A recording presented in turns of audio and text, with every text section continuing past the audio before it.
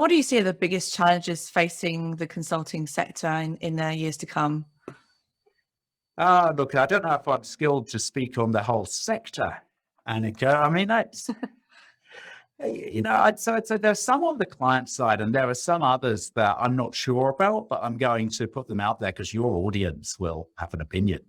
Anyway, you'll have an opinion. So, look, you've got to keep evolving with the clients, and even a bit in advance of where the client's stated needs are. We've got to look at what's coming around the corner.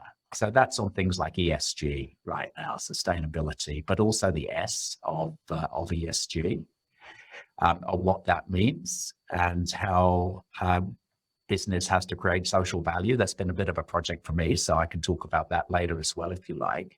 But consulting as a whole has to understand ESG, understand what that means to clients, what that means for their work. And the other thing, you've got to keep on the tech transition.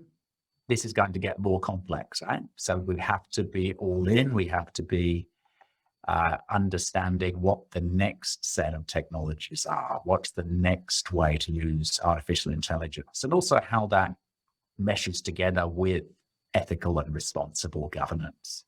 So lots of investment, lots of capability building so we can be truly helping clients get ahead in those areas.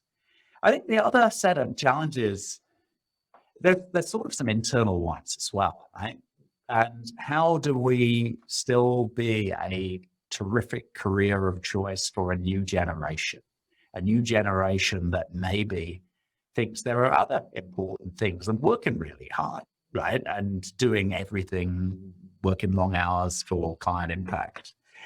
And we have to learn from them as to what's important and how they want to work. And that's a bit confronting when you've got partners who've been around a long time doing things in a certain way. By the way, it's not just consulting. That's also law firms. That's also investment banks, private equity.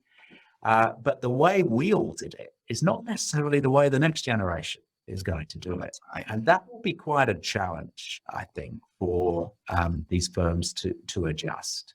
Yeah. And it's great to look around at what the team here at McKinsey is doing on those fronts. Way more ambitious and better than anything I did as office manager here. But I do think there's always going to be more to do.